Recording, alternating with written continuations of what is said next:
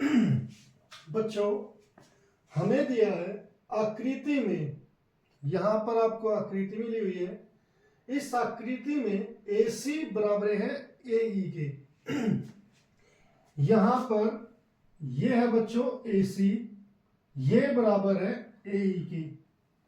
ठीक, दूसरा AB बराबर है AD के, और जो बराबर है ना बच्चों ये AC बराबर है AE के, तो यहां पर दो कट लगा दिए, और यहां पर AB बराबर है AD के। ये AB बराबर है AD के, यहां पर सिंगल कट लगा दिए, ताकि बच्चों ये डिफरेंस हो सके कि कौन कौन सी किसके बराबर है। यानी कि ये दोनों बराबर है और ये दोनों बराबर है। अब कोण BAD BAD ये कोण यहां पर, और EAC EAC ये कोण यहां पर, ये दोनों बराबर है।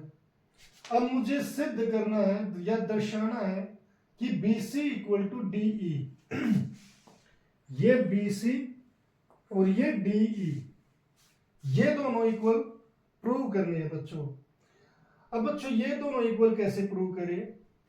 हम इस आकृति को अगर ध्यान से देखें तो कोई भी चीज जब हमने अभी तक की है इस एक्सरसाइज में, उसमें क्या होता है कि कोई अगर भुजा बराबर शो करनी है तो हमें दो त्रिभुज सर्वांगसम दिखाने होते हैं, और सर्वांगसम के जो रूल होते हैं वो SSS SAS और AAS ये रूल होते हैं हमारे। अब यहां पर देखिए बच्चों, ये साइड इसके बराबर दिख रही है और ये कोण, ये साइड इसके बराबर दिख रही है और ये कोण इसके बराबर। तो हम ABD को और BAC, ये तो कोण ही नहीं, त्रिभुज ही नहीं बना है ना, ऐसे तो ये त्रिभुज ही नहीं बना। तो हम किसको कर सकते हैं? यहां पर मान लो ADE, क्या ये त्रिभुज किसके इक्वल आ सकता है?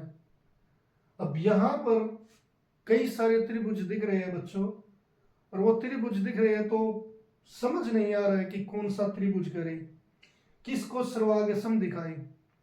तो बच्चों इसको सोल्व करने के लिए हमारे पास क्वेश्चन दिया, और हम उस क्वेश्चन को अगर ध्यान से पढ़ेंगे तो हमें यह पता चल जाएगा यहां पर कौन सा त्रिभुज किसके सर्वांगसम दिखाया जाएगा और कैसे दिखाया जाएगा। सबसे मेन बच्चों की क्वेश्चन क्या पूछा है? BC by DE। हमने कई बार देखा है कि बच्चों से जब कोई क्वेश्चन पूछा जाता है तो वो उस क्वेश्चन पर ध्यान ना देते हुए कुछ और सोचने लग जाते हैं और वही आंसर देते हैं जो उससे पहले वाले बच्चे ने दिया है। तो ऐसा नहीं होना चाहिए। हम यहाँ पर मेन है, मेरा सबसे इंपॉर्टेंट पार्ट है वो है क्वेश्चन की पूछा ही क्या है, वो है BC। बच्चों ये है BC, और ये किस त्रिभुज में है? यहां से ये ABC इस त्रिभुज में, यानी कि पहला त्रिभुज मुझे मिल गया ABC। दूसरी है DE, ये है DE, तो ये किस त्रिभुज में है? इस त्रिभुज में। अब ये है त्रिभुज ADE में। अब ये दो त्रिभुज देखने आपको, इन दो त्रिभुजों में कौन सा रूल लगेगा, क्योंकि साइड ही मुझे सिद्ध करनी है। तो बच्चों ये रूल तो गया, इसे तो भूल जाओ, ये नहीं लग सकता क्योंकि मुझे साइड ही बराबर दिखानी है। दूसरा है SAS, यानी कि दो साइड दे रखी हो। तो बच्चों ये साइड इसके बराबर, ये साइड इसके बराबर दे रखी है, तो ये हो सकता है, ये चलेगा। यहां पर दो साइड मिली हुई है। अब एक कोण एक, तो बच्चों यही रहेगा क्योंकि दूसरा कोण मुझे कोई भी कोण नहीं दिया, तो इसे भी टाटा बाय बाय बोल दो। अब ये त्रिभुज ये रूल लगेगा, मगर इस रूल को लगाने के लिए हमें ये देखना पड़ेगा कि ये जो एंगल है ना DAE और BAC, ये बच्चों ये इतना एंगल नहीं है, ये पूरा एंगल यहां से और इसका एंगल यहां तक, ये इक्वल सिद्ध करना हमें। मगर यहां पर जो इक्वल सिद्ध करना हमारे पास तो दिया है हमें, तो ये छोटे एंगल इक्वल दिए हैं, तो ये बीच का जो एंगल है ये कैसे करें, ये इतना बड़ा एंगल सिद्ध कैसे करेगी इक्वल, ये इस क्वेश्चन में मेन पॉइंट है। तो चलो कोई दिक्कत की बात नहीं, हम इसे देखते हैं। पहले मैं इस एंगल को ले लेता हूं, ए बी सी को, इस एंगल से स्टार्ट करते हैं। हम पहले यही देखते हैं कि हम इन एंगल को बराबर करते हैं।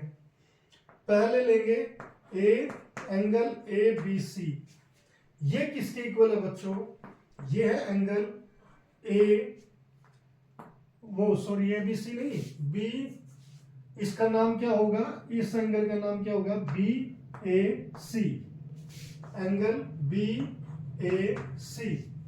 और बी ए सी जो ये एंगल है बच्चों, किस किस एंगल से बना है, एक तो ये एंगल है और दूसरा एंगल ये है। तो हम इसे दो भागों में लिख सकते हैं। इसका नाम क्या होगा, बी ए डी, और प्लस यहां से डी ए सी, यानी कि डी ए सी, इन दो एंगल के रूप में लिख सकते हैं। फिर बच्चों मुझे एंगल बी ए डी यहां पर किसके इक्वल दिया है, ई ए सी, तो आप यहां पर लिख दो E A C plus angle D A C, यहां पर रीजन लिखो दिया है, हमें एंगल दिया हुआ है। अब बच्चों इसे पढ़ते हैं, डी ई ए सी, ये हो गया ई ए सी, तो ये इतना एंगल हो गया। फिर plus D A C, D A C हमारा ये एंगल हो गया। तो इन दोनों को अगर ऐड कर दे तो ये पूरा एंगल हो जाएगा। तो ये किसके इक्वल हो जाएगा, एंगल ई ए डी के। तो इस तरीके से बच्चों जो ये एंगल है हमारा बी ए सी, बी ए सी, ये किसके इक्वल आ गया, ई ए डी, इस एंगल के जो मुझे चाहिए था। तो इस तरीके से बच्चों सबसे पहले हमें ये काम करना पड़ेगा। ये हो गया समीकरण 1। अब हम त्रिभुज बी ए सी व त्रिभुज ई ए डी ले लेते हैं। इसमें बच्चों बी ए सी में ये जो भुजा, मैं यहां पर आपके लिए त्रिभुज थोड़े से अलग बना रहा हूं ताकि आपको अच्छे से समझ आए। ये कुछ इस तरीके के आपको त्रिभुज दिख रहे हैं, इस तरीके से। यहां पर ए है, ये भी ए है, ये बी है, ये सी है, यहां पर डी और यहां पर ई है।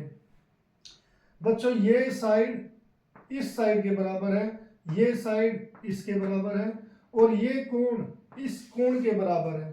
तो अब आपको बिल्कुल क्लियर विजन मिल रही होगी कि ये दोनों आपस में सर्वागसम है। तो पहले मैं यहां पर लिखूं ए बी किसके इक्वल है, ए डी के, जो हमें दिया है। दूसरा एंगल बी ए सी किसके equal, angle E A D के। और ये बच्चों हमें बी ई ए डी हमने समीकरण 1 में सिद्ध किया है। समीकरण 1 से लिख दो, 1 से ये हमने सिद्ध किया है। फिर ए सी, ये साइड ए ई के इक्वल दी है, तो यहां पर ए ई ये भी क्या है, दिया है। अब बच्चों ये ऐसे आ गया, तो इसीलिए जो त्रिभुज हमारा ये पहले संगत भुजा है इसके बच्चों। तो अगर मान लो मैं यहाँ पर बी ए सी लिखता हूं और सर्वांगसम त्रिभुज किसके हो जाएगा, डी ए ई के, डी ए ई के। और वो क्यों, साइड एंगल साइड रूल से। तो बच्चों हमने ये सिद्ध कर दिया।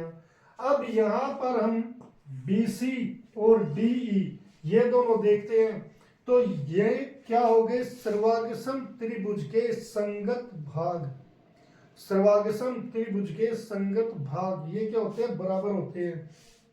यहां पर मैं लिखूंगा इसीलिए बी सी किसके बराबर हो गई, डी ई, और रीजन क्या लिखेंगे, CP C T. CP C T का मतलब होता है बच्चों corresponding parts of congruent triangle, यानी कि इंग्लिश में सर्वांगसम को कॉन्ग्रुएंट ट्रायंगल बोलते हैं, तो उनके कोरस्पॉन्डिंग पार्ट। तो जो आपकी इतनी बड़ी लाइन है कि सर्वांगसम त्रिभुजों के संगत भाग बराबर होते हैं, इतनी बड़ी लाइन लिखने की बजाय आप लिख दो सीपीसीटी। तो इस तरीके से हमने ये BC equal to D prove कर दिया।